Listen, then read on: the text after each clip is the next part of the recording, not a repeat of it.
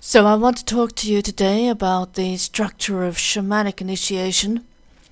I happen to believe that shamanism has a structure. And in fact, I'm quite radical in my assumptions because I happen to believe as well that all there really is to shamanism is in fact this particular structure that I will really try very hard to describe to you. There's no guarantee that I will succeed in my raw endeavor because I think you actually need to need the experience for yourself and actually to have had that experience or something similar for yourself to understand what I am getting at. But all the same, one can but try. And I'm just going to have a little bit of a beverage for lunchtime as I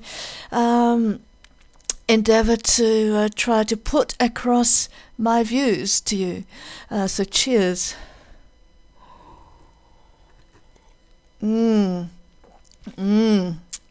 Yes, the blood of Bacchus. Very good. Australian wine.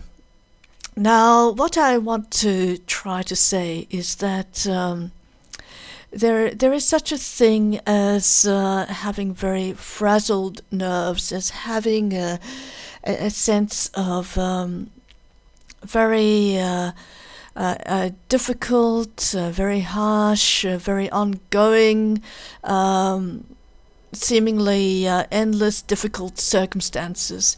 Some people, for example, some religious orders create these circumstances for people on purpose, and sometimes these circumstances just arise by themselves, and they don't seem to have any meaning, no basic religious or metaphysical or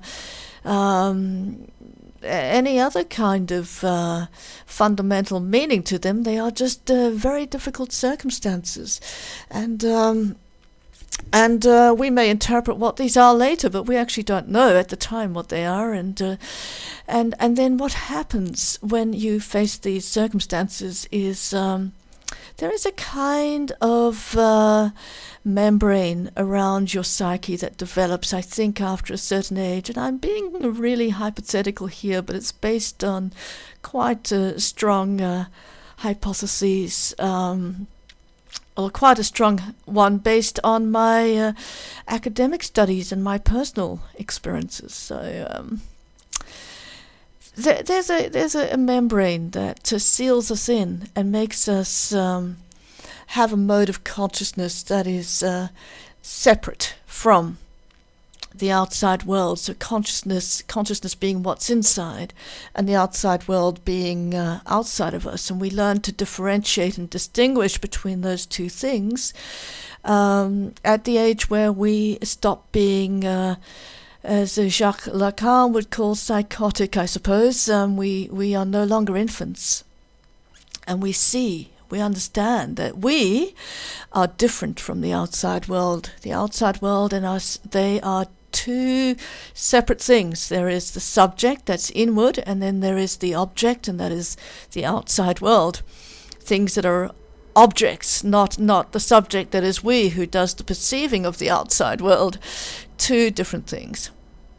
And I think that the subjectivity or subjecthood gets a little membrane around it that is the basis for our separation from the outside world, and that membrane seems to be sort of relatively impervious to strong external effects. If we encounter extreme forms of violence or extremely confusing circumstances, we often don't really process them at all, or they kind of gradually make their way into our minds, but we don't really ascertain them. We don't really think too deeply about what these are. And that's the way that consciousness protects us from knowledge. It protects us from knowing too much, and it protects us in a way that gives us a feeling of safety and security, which is in fact the normal human condition. So that sense of not being directly in touch with the outside world is in fact entirely normal. We filter reality through different kinds of meshes of culture, through meshes of expectation. And sometimes we simply cut out a lot of the material, a lot of the noise and information that just doesn't meet us on our wavelength. It's not, it's too high or it's too low for us, and we just don't perceive it at all. Now, I think, and as I said, I have a lot of ideas that I've generated through academic study that relate to my thinking this. But I think that the nature of shamanic initiation is the bursting of that membranic bubble. It's the bursting in such a way that what's outside seems to come inside. And in fact, consequent to that bursting, the perspectives that one has are altered, and not initially for the good, but ultimately and very often, and certainly not inevitably, but ultimately very often for the better. So we get more information in, we get more inside of the mind, and we become more able to process more of the material from the outside that we had been cutting out without even being aware that we were keeping it outside. So that's the basis for shamanic initiation leading to a healthier state of mind. The process itself is very damaging quite often because it's actually the collapse or the bursting or the destructuring, however you want to look at it, of the existing mode of consciousness, which is really the self, which is really the identity that you have up until that point. So that destruction is not going to be a pleasant experience.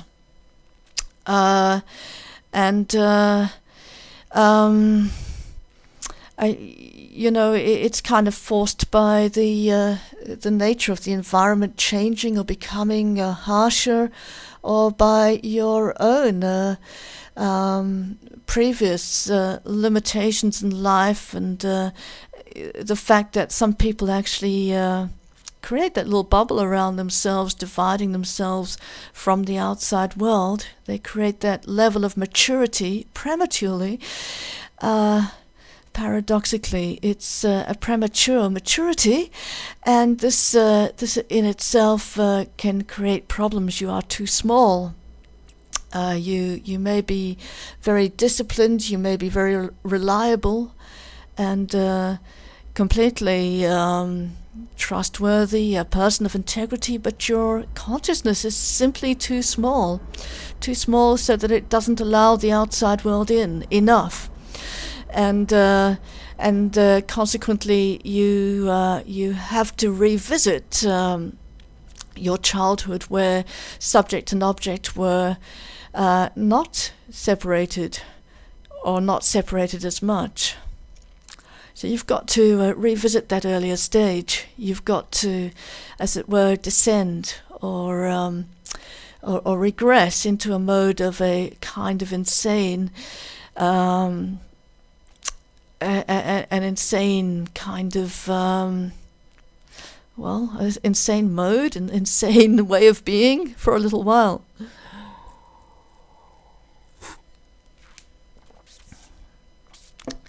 So, I think basically the writers I studied for my PhD all had something of this pattern in them. Nietzsche, Georges Bataille, the Zimbabwean writer Dambudzo Marichira, all had this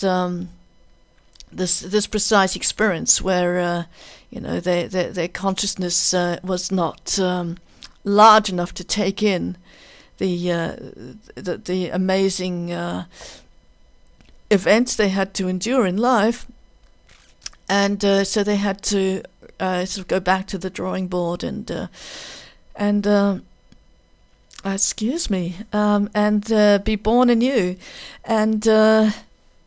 and afterwards, there's a higher level of health. What that health translates into, it may translate into artistry, it may translate into being a scientist or a politician or a business guy, but there is absolutely no guarantee that it will do any more than putting you in a better relationship with yourself. The intrapersonal is you in relation to yourself. It's not you in relation to the outside world, although of course the outside world has a lot to do with how you relate to yourself. So there is that other dimension, but it's not the fundamental dimension that we need to focus on when we consider what shamanic initiation really is. So I hope I've outlined somewhat what I imagine it to be, and this is based on something I've experienced myself and based on my studies. And I really think that this is a very important theory of shamanism, this description of the structure of shamanism. A shaman is simply someone who has passed through that structure. They don't need to be a roaring success by any means, in any terms. They just need to have passed through that structure successfully, and to my mind, that is a significant achievement in and of itself. So pushing beyond that, that's, as they say, icing on the cake. That's even better, but it's not required for a person, if they are a shaman, to do more than pass through that particular structure of shamanic regeneration. Cheers.